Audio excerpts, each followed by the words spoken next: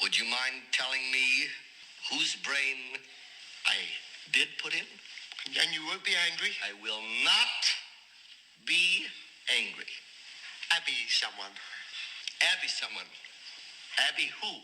Abby Normal. This is the Abby Normal podcast, here to tell you that you're weird, and that's normal. My name is Atiya Rashada, and I am a mother of two. And yes, I did go to mother first. I'm working on myself. But the project manager at Laney College. I'm very passionate about education and wellness. I am a friend of Abby. So we see each other on back to school night. We do, don't we? We do. And now I have the privilege of being in this cool space with you. Thank you for being here. Thank you for having me. Oh my gosh, we sounded so professional. So professional.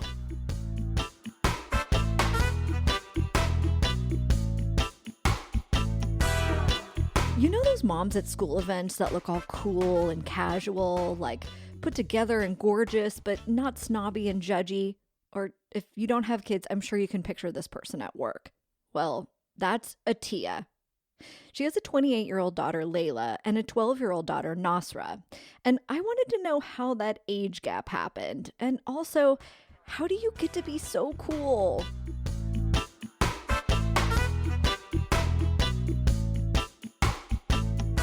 I was born in Berkeley. Bay Area girl. Bay Area girl, love it. I don't want to leave. You don't have to leave. I don't want to, but like I want to secure, like I want to have like a space out here. Sometimes I'm in my apartment and I'm like, the right move or the wrong move for me, and like I'm having to move out of that apartment. Mm-hmm. I don't own it. I don't like, so there's like, and I'm always at that brink of holding it on, right? So I also am thinking, okay, if I can find a little home that requires a little bit of love, it might be in a pocket of a little bit of madness, but decent-ish, hopefully street, becoming decent air. Yeah, I would try to get that. It's just that I mean, priced out, but so that's another. Yeah, exactly. It's like it's crazy expensive. Like, I mean, and the thing is, if you have two people, it's so easy to outprice me. So I can get outbid like that. I'm like, oh, there's a lot of partners getting places. So that I'm gonna do this because it makes me feel more secure. Go ahead. It just does. She's putting on lip gloss right now. My dad is around. He's from San Diego. My mom's from Princeton, New Jersey. My mom passed 2013, and my dad has a huge family, like 8 of them. Okay. Mostly boys, and so they are out here. They all moved up, and so they're all out here. So do you get to see your uncles and stuff very often? Yeah, I used to, but now that I'm the cousin, and all the cousins are like my age. You know, very young, extremely young. I'm kidding. They're all living their lives, so it's difficult. Yeah, get to link up, but I do remember. I have a lot of fun memories of the holidays, like Christmas and stuff, and everyone being together. And do you have brothers and sisters? I do. I'm the only girl. I have 3 brothers. I have oh wow. A brother 11 years older than me, and then I have a brother 1 year above me and 1 year below me, so we had stair steps. I'm very close to my younger brother. Like, we were like twins growing up. I love him so much, and then after he started having his own family when we were in our 20s and stuff, all this drama happened, and he ended up kind of being away from the family with her, and that happens. It happened, and we lost touch, but now we're just recently getting back. Good. Cool, because he was always like, he used to let me paint his toenails. I mean, come on. Oh. It's like my best brother, right? And my other brothers were pretty close. Like Harlan, who's a year older than me, he's like the jock. He was always really smart and the jock. Very popular.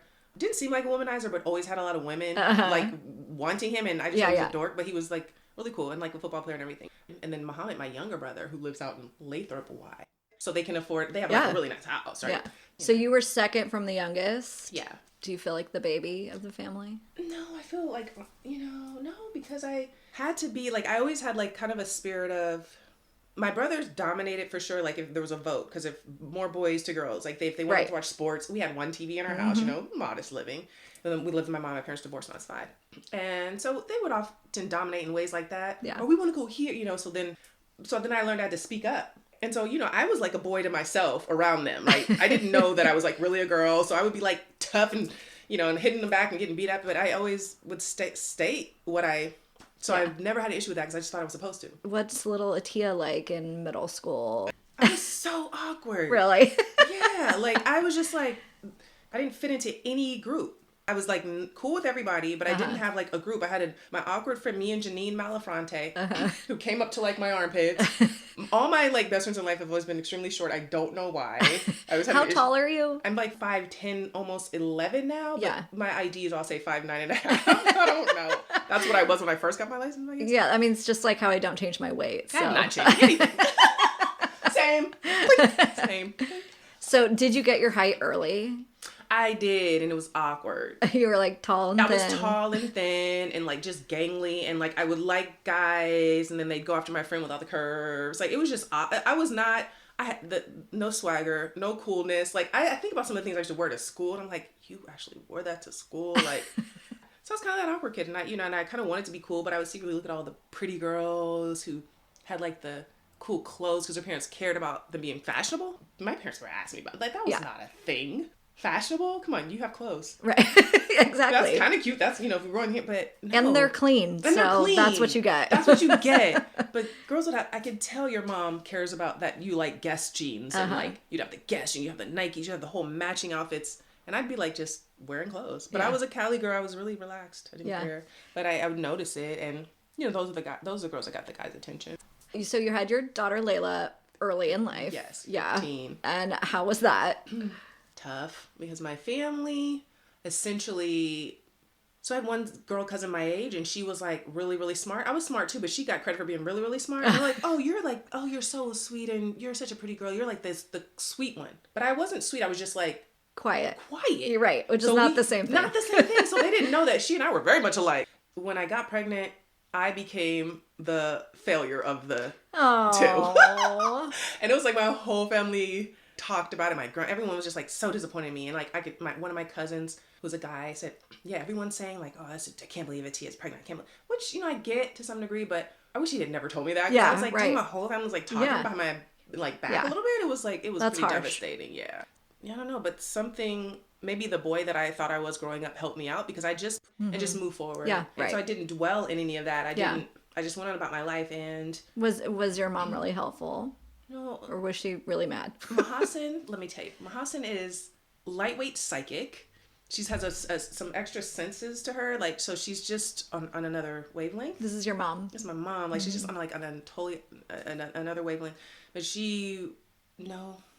I didn't actually, when I became pregnant, we got into it, and I wouldn't even want her to because we didn't have the strongest relationship. Growing up, I felt like maybe she didn't treat me fairly, or I don't know. So we had drama that we hadn't sorted through, and I was kind of scarred a little bit. So I wouldn't even have like left Layla with her or anything. I never asked her for anything, and Did you stay living with her? I did. Oh, except for under her roof and be in her presence with a baby.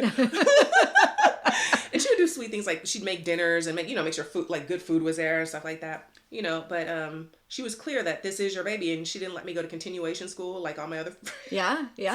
like all my other friends who I met that had children, because I was at Berkeley High where they had a daycare where you can go to, and I wanted to go to the continuation school. I was like, I can finish early, like I can go with my friends, and she didn't let me. So I ended up going to adult school actually. Oh, okay. She wouldn't let me. I did okay in high school, but I couldn't focus. I don't know why. I would do really good one semester and not good another. And I didn't really feel supported. So, I just felt like I was drifting there.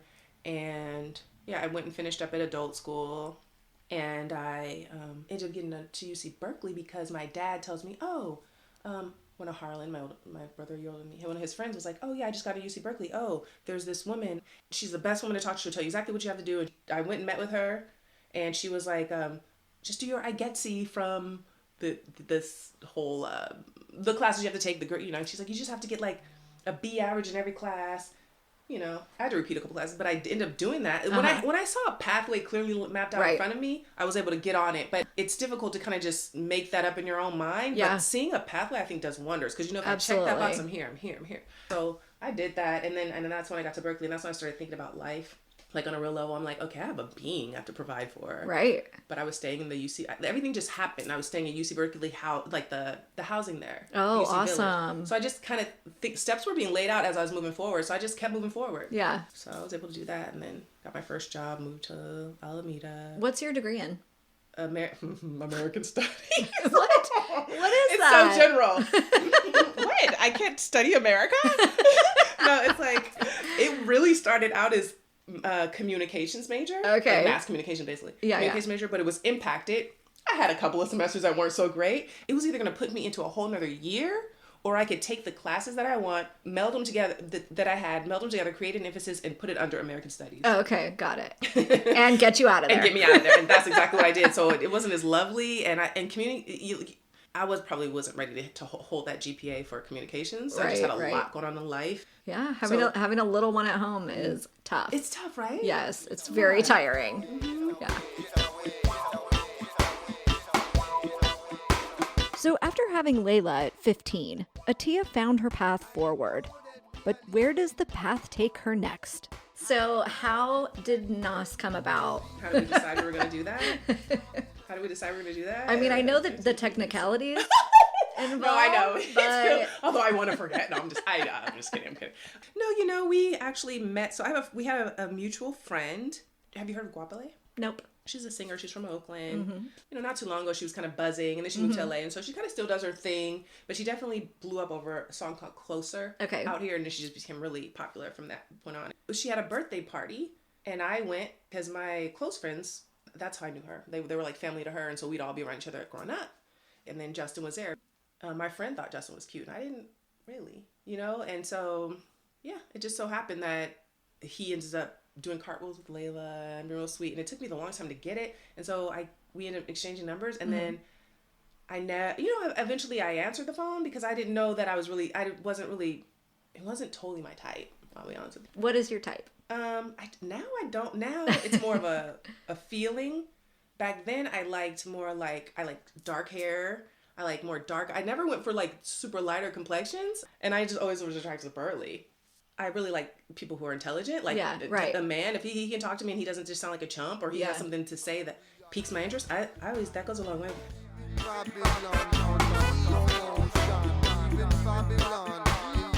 We were young, so early, like 20s, like 20 maybe.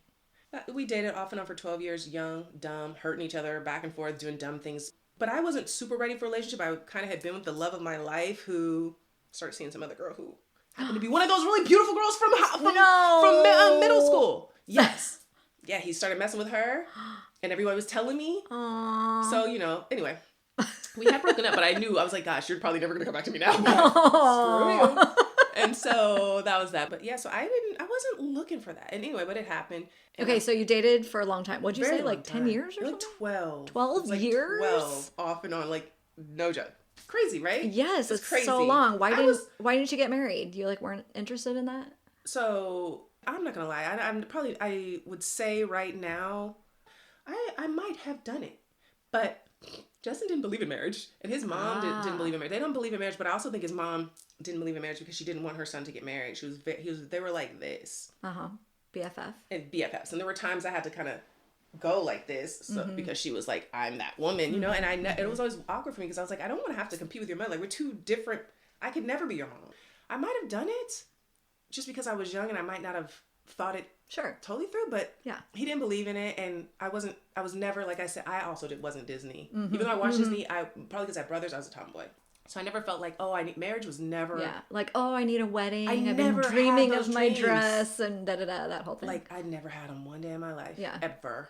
Like, so I just felt like if I get someone, I'll love them because it'll be the most amazing connection. But I never felt like, the kind of cart before horse, I gotta get married and I have to have this. I never felt that way. And, I'm not saying that's better. But did you live together? We both always had our own place. And then when I became pregnant with Nas, we cohabitated. We still had some issues. And I think it's also because it was fear of a little bit of this big step that we both created. Yeah. Like, he actually would make comments like that was his intention at times, And so I was like, so we both created, and we both knew I got out of my birth control. So we both knew what we were doing in one of our, like, loving moments. We would have these bubbles of it, and then we... And then bubble, and then... And so we, and so that's kind of how Nas came about. And it was just a mess, though. There were so many loopholes in our relationship that, yeah. Anyway, we cohabitated for a minute. I didn't go back to work because I felt... I literally did this the wrong way. It was the day I was supposed to come back to work. And I called my manager. I'm like, I called her probably the day before. And I was like, I can't, I'm just like, and kind of vented her. Like, I'm scared to do this. I don't know if I want to do this. I don't know if I can do this. But I had all this pressure, his mom and everything, like, okay, move together. You guys can get a different place, go back to work. And I couldn't do it. But it was him and his, they all saw this, kind of this is what we'll be doing. Our next step was, and I could not do it. And we had gone and looked at places like, oh, we would rent this house or we thought about things. And I chose Nas and I chose me. And so I was kind of miserable in that situation anyway, because I couldn't live under it. Yeah. I'm not built that way for too long, because I would feel too like I was disrespecting myself. Yeah. So you didn't go back to work. Yeah. Did you guys stay living together? For a minute. For a minute we stayed living together. And then we didn't. And then he went back to, we were supposed to leave, he was supposed to leave his place. We were supposed to go we were in the process of finding a place. Got it. So I changed the plan, but I feel like I got reamed for it, but really no one was looking at it the way I was just trying to be with my daughter, I mean, I feel like that is not a unique situation whatsoever. Okay. Like, I feel like most moms at 3 or 4 months old feels that way. Like, it's completely insane that we have to leave our child who can't speak, can't defend themselves. Yeah. That's exactly. And I think there's a lot of what you're talking about, which is like the deadline is looming. You have to go back, and it's like the day of. You're like, I can't. I can't. Exactly. I cannot do it. I cannot do it. And I knew in that moment I was not. So did you get to stay home with her for very long? I stayed home with her for. So here's why I say things kept unfolding for me, because one, I was like, I didn't know how I was going to support myself, right? Yeah. And when I tell you things are unfolding for me, there was a really new HR woman, right? This is like, no one knows her name. I can't say where I work because I don't want to incriminate her. But she let me claim, because I filed for unemployment, but I didn't know, I had never done unemployment before. Yeah. So I got denied. They're like, you decided not to come back from. Right. So I was like, oh snap. Like, I was thinking the whole time I was going to have that money coming in. Like, I didn't know. I was like, look, they denied me for unemployment. So I called her and said they denied me because I was trying to piece it all together. I was naive. And then she goes, well, yeah, what they said is correct. If you quit your job, you are not eligible. If you decide not to go back, so you made that decision. And she was like, do it again. But, she's a little more risky than me. So it was a little fraudulent, but, I'm just being a true American. Yeah, that's right. And it's your money. And it's my money. I paid into it. So I'm going to gift myself. Just think of it as being tax-free. I will not tell anyone. Okay. 1%. I'm a tax-free 1%er in that moment. And then, so yeah, I did it, and she okayed it. Good, awesome. Kid you not. So I Thank got you, unemployment. HR lady. Thank you, HR lady. Like, when I tell you, like, that's what I'm saying. Like, little things were happening. So I went back to school because it turns out when I was working at that job, I told them I had my 4-year degree from UC Berkeley. I was missing some classes. UC Berkeley will let you graduate without completing it. So I was kind of living a little lie, but I needed that job. And my parents told me graduate, so they thought I was done. I didn't tell anyone I have to come back, and so I just walked and kept walking. But I always had that hanging over me. I finally admitted it to my dad, and then I went back to UC Berkeley. So then Nas is at Clark Care Daycare. Okay, on campus. Yes. Awesome. And I'm in school, and then I'm getting a little financial aid. And they also help, they will give you a little extra money for rent. Like, UC Berkeley you can get good money there if you're a parent. And so there's a lot of good grants, and then there is some loans you can get if you want. And I got both. So I went back and I did that, and then once I finished that, I worked Alameda Unified School District. And then I worked there for a little while, and then I went from there to Girls Inc. A lot changed, but it was a good job. But I wasn't honest about that, so I went back and finished my degree. So I was just able to these little things were able to help support me. But I had no means that I have extra money, but I did have to still ask my dad for money. Right. It's still pretty awesome how it kind of all lined up. I know, it's crazy. I mean, all of it, not like it's crazy. Not just Nas and that, but no, I know it's crazy. Yeah. So yeah. Well, you and Justin seem like you're on the same page as far as co-parenting. Doesn't feel like, some couples and or ex-couples are like hard to be around. Like they're weird, and you guys are never weird. No, because we're okay, you seem like you're friends. Yeah, I try to be. I think that's important, and it's my intention. But there have been I was in a whole other. I've dated, but I was in a whole other full-on relationship with someone I thought I would marry in between. It's been over for a very, very long time. Yeah. Like, just in my heart of hearts. And we are positive. We have one life to live, and we want to live it free. So with the 16-year age gap, I wanted to know in what way Atiya's daughters were different from each other, and was her parenting different? I think she's just like I hope I'm not projecting something, because Layla was We probably are. Oh, definitely am. I know that. I just don't know what it is yet. Yeah. I would agree with that. Layla was just more like, she was kind of more, not aggressive, but just, Nas would be kind of like more babyish. She just had a babyish, Layla was itching to find out how to use the washing machine, she just wanted to do those things. She wanted to. Nas is just like, I'll let you wipe my butt forever. Right. You know what I mean? I mean, that's Yeah, exaggeration, yeah, yeah. but like she just would let me be Yeah. that way. And probably, I was an older parent and I felt like, oh, I'm really parenting. Like I didn't feel awkward going to family events and school events. So I like really took it to heart. And I was just Yeah. like, oh, I'm a parent at a normal parent age. Yeah, right, right. It would be so awkward going to events when I was that young, like very uncomfortable. Yeah. And so I felt like I really liked that. And I probably did a little. Yeah, you're like, I'm meant to be here. I'm meant to be here. You know, Look at me, I'm a grown up. Look at me, I'm a grown up. You know, and that's true. And so I might have done some shielding her, just projection and some things I carried forward. But she seems delicate to me. She's a lot like her dad, who is a different kind of sensitive than me. I'm very sensitive to feelings, and I'm very nurturing. I'll go all out of my way, but I sometimes can be tough on principle. You know, and, Yeah. Because it's probably from having brothers. You know, it's not mean spirited. It's just like, I just know you kind of got to push through certain things. Right, You gotta right. just do this. And with Nas, she'll be like, you know, she's just different. And Yeah. so I might have shielded her a little bit. I'm trying to get out of it. So with your girls, do you let them get into fashion? Like, Okay. So Layla, it's nothing like mine. We have a totally different kind. You know, she likes pearls. She kind of likes a ladyish vibe. And feminine. Yeah. And it kind of can sometimes be a little like a classic kind of a look. And there's nothing classic about my look. Like, if anything, I'll go rocker or I'll go edgy. Yeah, before I yeah. go classic. And like Nas doesn't give a hoot nanny. She just throws on whatever's clean. She doesn't care. And if she cares, no one really can tell. So I don't know. We're not super. Yeah, so they're different. They're different. Yeah. How it should be, we have one life to live, so let's be constructive. We only survive when we live. Aside from her identity as a mom, Atiya's doing some other cool stuff. So what are you getting your master's in? My master's is in leadership, and I might have to explain that just for 1 second too, because it's really vague sounding. It's basically how to work with people, but it's organizational leadership. You do get the organizational leadership component of it largely. You learn some coaching, and it's really how to work with people, which is everything. Yeah. So you can need that no matter what job No you're matter in. what. So you develop, you study some of the best from all over the world, different styles of leadership, different ways of leadership, different ways to look at leadership, as opposed to just a leader. Someone in a leader role may not necessarily practice leadership. Yes. And it also has a beautiful. I didn't necessarily expect this from St. Mary's College, but it has like there's some kind of a spiritual element which I appreciate, which is just like treat people well, like lead with integrity.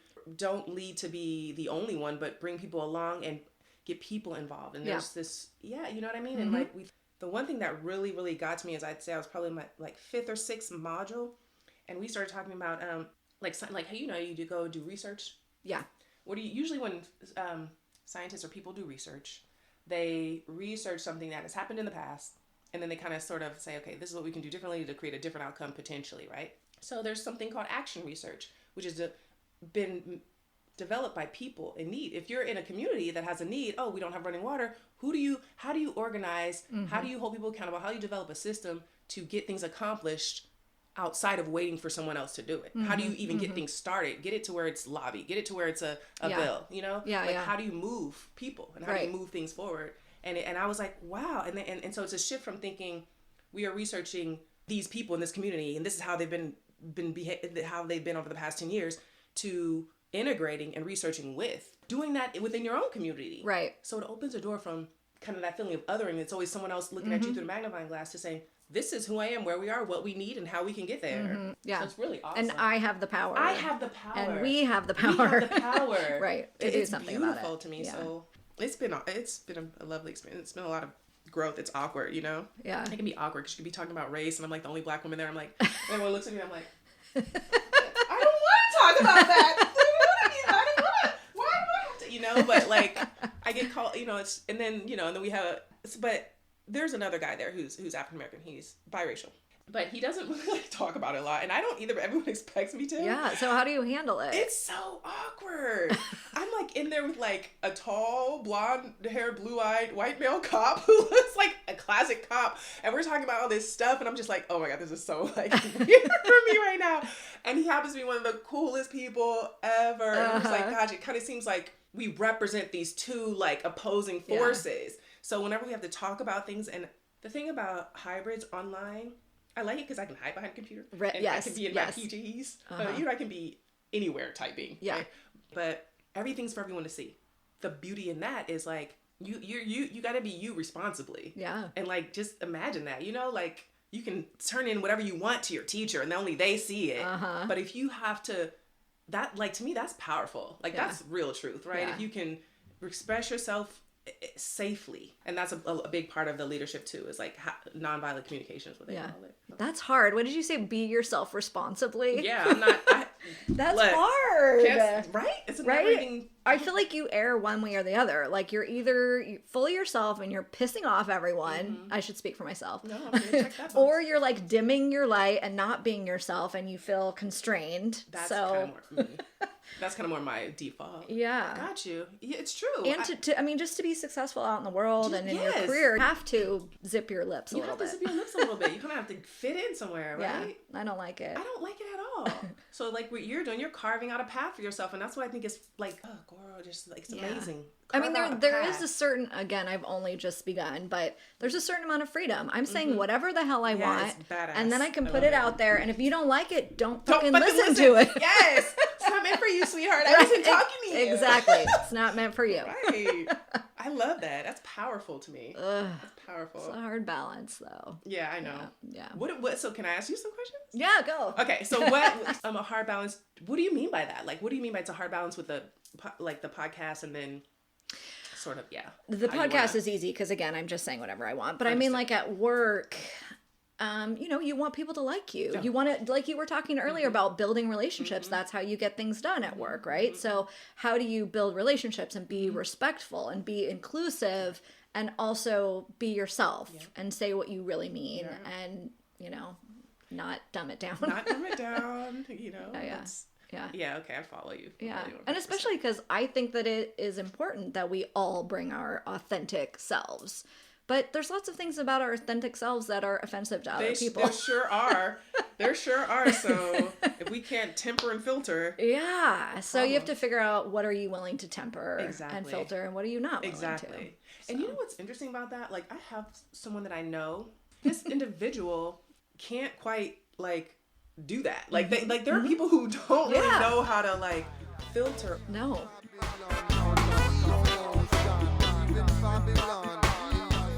So are you single and ready to mingle now? Beyond. I'm feeling a little dry around, like. When I was in this master's program, I didn't want to date, though, because I don't know how to manage my shit. Yeah. I'm like, if someone emotionally Finish messes that. me, finish that. Yes. If I'm dealing with some trauma of any kind of the heart of any kind, I'm going to be like staring at stuff like, I can't read this, I can't focus. Yeah. It really gets to me. So I didn't even want to put myself out there. Yeah. Okay, that's smart. So now you have a countdown Like, damn. Like, on the market. Mark. I have like sirens going and confetti. Shoot. So you told me that you're really passionate about wellness. Yes. Yeah. So that partly stems from my mother always kind of bringing in some like Eastern mysticism or just being like kind of, she traveled the world a lot. So she had all these ideas and beautiful artifacts. And I often wish she would have taken me with her. Like we could have just been robots, but never really got along. And so she did all the, she knew a lot. I could never take from her that she, like you could sit down to talk to her and she would know she would know way too much about what's going on. Like it would be uncanny and she could sense things if you didn't tell her. And so she was just, she's known in the family for having this like gift. And so she cared about like, it made me think about beyond the surface, how you can think about things and perceptions and different ways of living, being. And she always kept us everything was herbal. You gotta be bleeding out the ear to go to the doctor. So like I was a lot of alternative thinking and ways of living. It was kind of like she was kind of really hippie-ish, I guess would be a good comparison. So I learned about that, and then I realized a lot of my other friends didn't have that. So I always was naturally thinking about things and looking at things differently. And I just think that I was able to draw on those experiences for strength and for examples of things, and I'm glad I was able to. Because I have in no way had like an easy road. Like I can't say I had one at all, but I was able to, I always had a strong faith or foundation and I was never particularly religious. Like my parents were Muslim, they were like Orthodox, so not like any 5% or anything really crazy and fanatical. They were just like, anyone can be a Muslim and it's just peace. Islam literally means peace. And so they kind of came with that, but I had a different, I questioned it early on. I was always a thinker and I was like, this doesn't feel like where I want to be as a woman.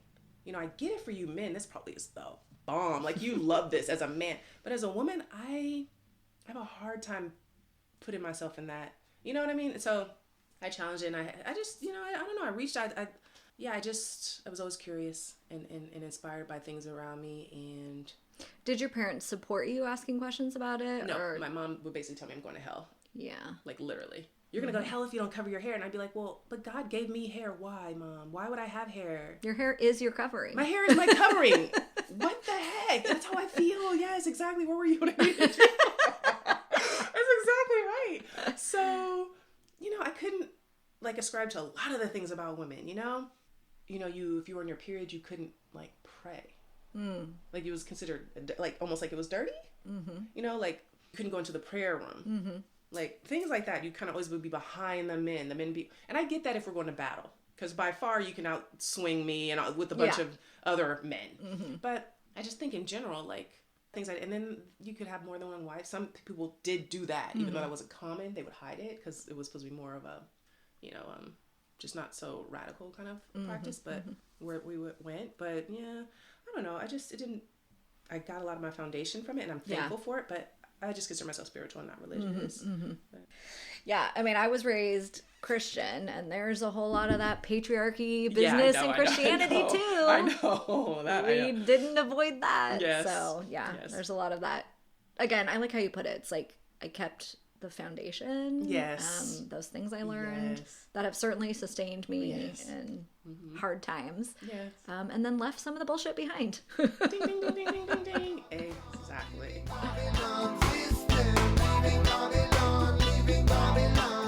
Okay, I don't think she gave me enough to be able to emulate her casual, cool style. But if you want some unfiltered Atiya Rashada, look her up. She's got a podcast about health and wellness.